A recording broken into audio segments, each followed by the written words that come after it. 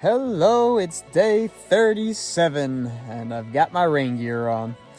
Not sure when it's gonna rain. Apparently it's supposed to rain by 8 a.m. It is now 8:07, so lucking out so far. Hoping it stays that way. We have no idea. We don't have a signal right now, so we'll check it later when we get onto a mountain. So today we have a few ponds and one mountain at the end of the day, so it should be relatively easy. But we'll see how it goes. Yeah. If it rains, it will be hard. Yeah, hopefully not too muddy. It's been a muddy day yesterday. We're kind of dodging all the mud. Some of it was really thick. We could put our poles down like 2 feet into it. So as long as we can avoid some of that, that'll be good. And we made it to our first pond of the day, Long Pond.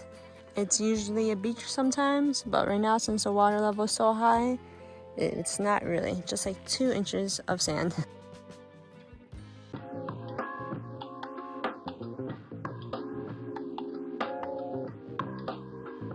And this is Long Pond. Once again, we were just all the way down at the shore edge about like 10-15 minutes ago. Yeah, it's crazy how fast you go up. Yeah, and now here we are. It's all the way down. We didn't get any footage on our way up, but please enjoy these flowers as we show you the spectacular wonders of Maine Highway 17. This is an overlook here, and wow, it's beautiful. We just came from that forest over there, and we step out into this. So today we're going to be hitting a mountain called Bemis Mountain. All the way over there. So, yeah. But for now, I want to talk to you about some of these very interesting facts I've been reading. I hope this section isn't going to be boring for you guys, but for me, I just love reading all the different little signs along the way. I just learned so much more of the area. There's plenty of signs here, so I think I'm going to do a little summary of each one. This first sign talks about the roots of conservation and how Theodore Roosevelt and John Muir camped one night at Yosemite, and John Muir was able to convince Theodore Roosevelt to protect the lands. Here's Theodore Roosevelt in his hunting gear back in 1885. This is a picture, a sketch of how it probably looked like when they did the camping. And this is a really beautiful quote from John Muir. There is a love of wild nature in everybody. In this sign, we appreciate Henry David Thoreau. Apparently, he came here in Maine to live more simply, and he was struck by the continuousness of the forest, the bare tops of the high mountains, and the lakes and streams. He gushed about the pine, spruce, and cedars, the ducks, loons, and moose. And he wrote a journal, and eventually he made a book. He became a major influence in America's conservation movement. And this is also another awesome quote. "In wilderness is the preservation of the world." So these are all early conservationists. Here we'll learn something really, really interesting. Each day, 4 billion gallons of water rush toward the Atlantic Ocean from here. So this is a watershed. And back in the early days, it powered paper mills and textile factories in towns such as Rumford, Livermore, Auburn, and Lewiston. And it really helped out the factories, large and small, of the Europeans that first settled here in Maine. That's insane. It smells so much water. Wow. So this area is also a huge fishing destination. Apparently you can catch 8-pound brook trout. This sign here talks about how this overlook is forever conserved by the Rangy Lakes Heritage Trust. It is preserved forever for public use and enjoyment. This sign talks about how the Appalachian Trail became a National Scenic Trail in 1968 as part of the National Park System. It evolved from the proposal of Benton McKay, who wanted to preserve the Appalachian mountain crests as an accessible wilderness belt and retreat from urban life. Which it is, because that's exactly what we've been doing. Just enjoying Mother Nature out here like never before. I think this is the most important sign. The sign that shows you how to give back to wild places that inspire and nourish you.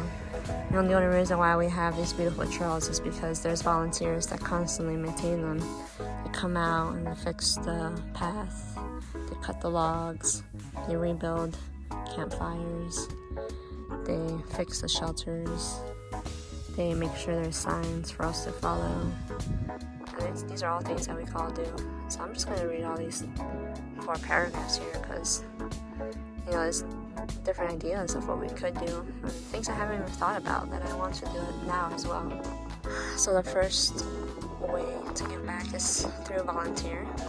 You can help a local conservation group monitor the water quality in your community, clean up streams and rivers, plant native shrubs and trees.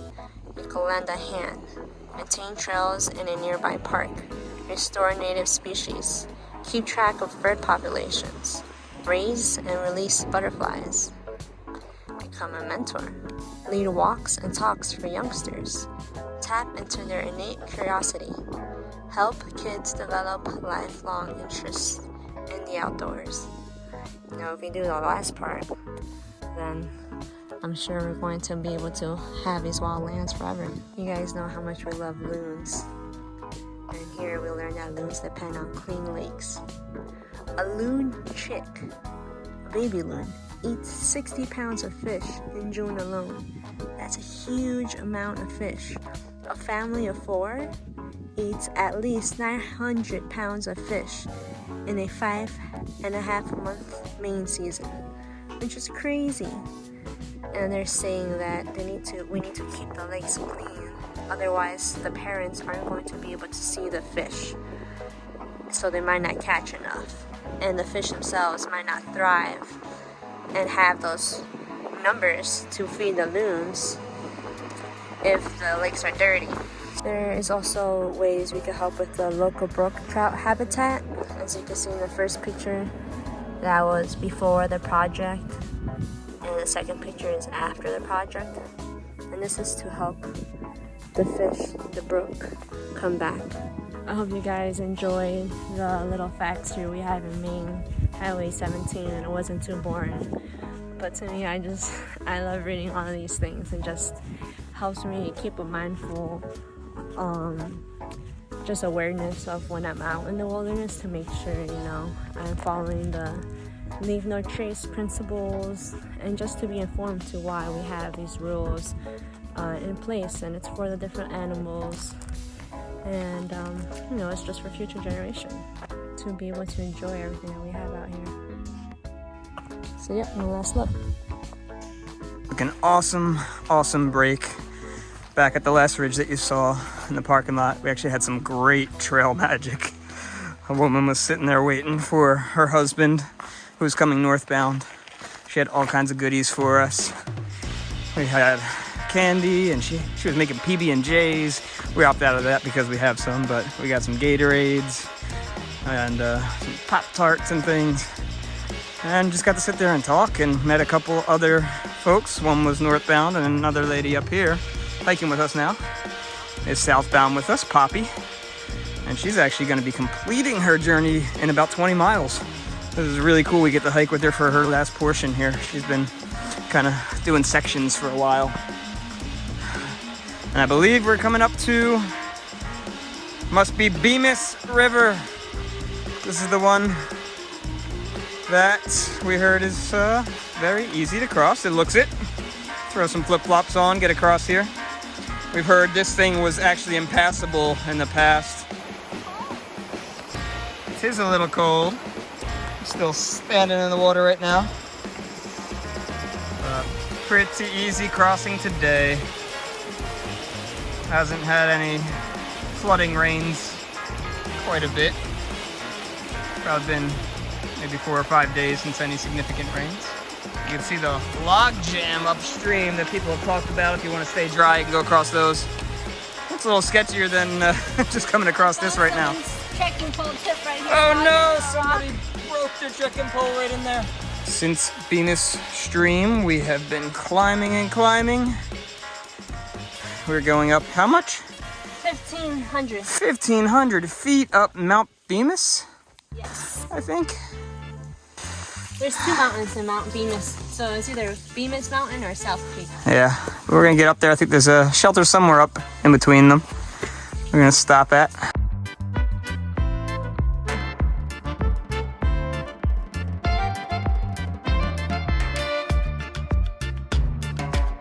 We made it to the viewpoint at Bemis Mountain, second peak, and we're taking a little lunch break. Bam! What do we have here? Did you just look at the perfection of this? That is peanut butter jelly, cocoa roast almonds, coconut flakes, and what is this? Ruffles cheddar and sour cream chips? I mean, don't mind if I do. This was our second wrap each. Yeah, a little salt there. There we go. I gotta get this before the ants do. They're coming after it. Oh my gosh. Yep, so this time around we didn't pre-make our wraps. We simply just grabbed the 2 peanut butter to go and jelly and making them on the go. It's less messy and we can add more ingredients as we wish. So I know we've mentioned the blueberries in past videos, but I just want to mention just how many are on these mountaintops. I mean, there's just so many bushes that are just loaded like this as we're walking around. They're everywhere on the tops of these mountains. If I look back there and zoom in a little bit, they're just so plentiful. And they're delicious. We pick 1 or 2 here and there just as we're on the mountaintops. I actually just, I picked about 6 in one hand and just popped them all just there. Just once, just to really taste the flavor. It was so, so good. Getting over this mountaintop and maybe 1.7 to our destination for the day. And we made it to the Bemis Mountain second peak. And it has a view, which is sometimes a little rare. And we have 1.3 to our destination of the day. That way. That way.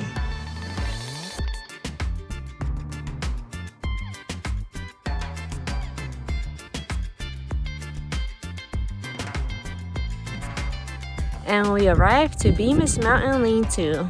Yep, this is gonna be our spot for the night, but we rolled in and there are just tents galore. We were like, uh-oh. And we found like a last little pick of a spot. It's got a lot of roots and a little slope, but we're gonna have to deal with it. Just the shelter is actually full. There's like 10 people hanging around it. I think they already have tents set up and stuff. But yeah, I mean, it's northbound bubble right now that we're hitting. You know, some are in front, some are behind. So just a little bit more of that, and then we should be able to have our pick of spots. After that, it'll be exciting.